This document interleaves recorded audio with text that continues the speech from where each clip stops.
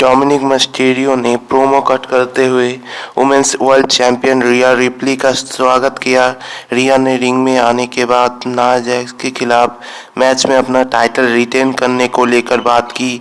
जल्द ही Becky Lynch ने segment में दखल देते हुए रेसलमेनिया में रिया रिप्ली के खिलाफ होने जा रहे वुमेन्स वर्ल्ड चैंपियनशिप मैच का जिक्र किया।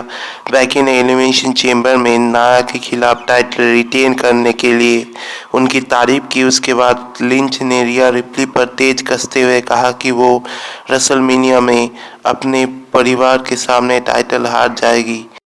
जब डोमिनिक मिस्टीरियो ने द मैन का विरोध करना चाहा तो उन्होंने हील सुपरस्टार का बुरा हाल करने की धमकी दे दी।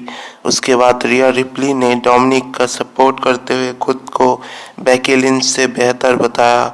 जल्द ही नाया जैक्स ने आकर बेकी पर जबरदस्त हमला कर दिया। उसके बाद ऑफिशियल्स ने आकर लिंच को जैक्स के हमले से बचाया। गुंथर ने पिछले हफ्ते रॉ में जे उसो के खिलाफ अपने आईसी टाइटल डिफेंस को लेकर बात की। इस दौरान उन्होंने जे की तारीफ करते हुए कहा कि उन्होंने लगभग उनसे टाइटल जीत लिया था। जल्द ही उन्होंने इंपीरियम के न्यू डे के खिलाफ जीत का दावा किया। उसके बाद गुंथर ने पूछा कि उनका इस साल रेसलमेनिया में चैलेंजर कौन होने वाला है। जल्द ही जजमेंट डे का दखल देखने को मिला और डेमियन प्रीस्ट ने कहा कि वो लोग आईसी चैंपियनशिप को भी अपने फैक्शन का हिस्सा बनाना चाहते हैं। उसके बाद गुंथर ने पूछा कि जजमेंट डे से कौन उन्हें चैलेंज करने वाला है। डोमिनिक मिस्टीरियो ने आगे आकर कहा कि आईसी चैंपियनशिप उन लोगों के पास होना चाहिए। जल्द ही गुंथर ने डोमिनिक को धक्का दे दिया। उससे डेमियन प्रीस्ट को गुस्सा आ गया और लेकिन उनके साथियों ने उन्हें फाइट करने से रोक दिया। ड्रू मैकिंटायर ने फैंस को धन्यवाद देते हुए कहा कि उनके कारण ही रेसलमेनिया में Drew versus Seth Rollins match होने जा रहा है। मैकिंटायर ने खुलासा किया कि उनके डॉक्टर्स के हिसाब से वो चोट के लगने की वजह से रेसलमेनिया का हिस्सा नहीं बन पाएंगे।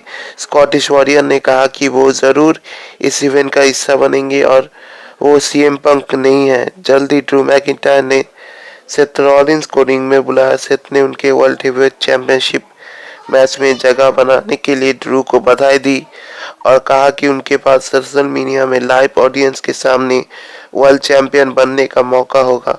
जल्द ही रॉलिंस ने कहा कि स्कॉटिश वॉरियर का सपना पूरा करने के रास्ते में वो खड़े हैं। उसके बाद ड्रू मैकिंटायर ने सेथ से ब्लड लाइन स्टोरी लाइन में शामिल होने का कारण पूछा और इस स्टोरी लाइन से दूर होने की सलाह दी। सेथ रॉलिंस ने स्कॉटिश वॉरियर की बातों से सहमति जताई। उन्होंने कहा कि ब्लड लाइन उनके चोटिल होने का फायदा उठा सकता है और उससे ड्रू को उन्हें हराने में आसानी हो सकती है। उसके बाद रॉलिंस ने अपनी बेटी का जिक्र करते हुए कहा कि वर्ल्ड चैंपियन होना और ब्लड लाइन के दबदबे को समाप्त करना कितना ज़रूरी है। सेथ ने आगे कहा कि अगर वो पूरी तरह फिट होते हैं तो ब्लड लाइन के डोमिनेशन का अंत हो सकता है और इंडस्ट्री का भविष्य बेहतर हो सकता है। इसके बाद रॉ में लिव मॉर्गन और नाया जैक्स का मैच होता है। मुकाबले के अंतिम क्षणों में बेकी लिंच ने आकर नाया पर अटैक कर दिया। इस वजह से मुकाबले का बिना किसी नतीजे के अंत हो गया। के मेन इवेंट में कोडी रोड्स और ग्रेसन वॉलर का मैच होता है। मैच के एंडिंग मोमेंट्स में कोडी रोड्स ने ग्रेसन वॉलर को क्रॉस रोड्स देने के बाद मैच को जीत लिया। उस मैच के बाद पॉल हेमन एरिना में नजर आए और रोड्स स्टील चेयर लेकर आ गए।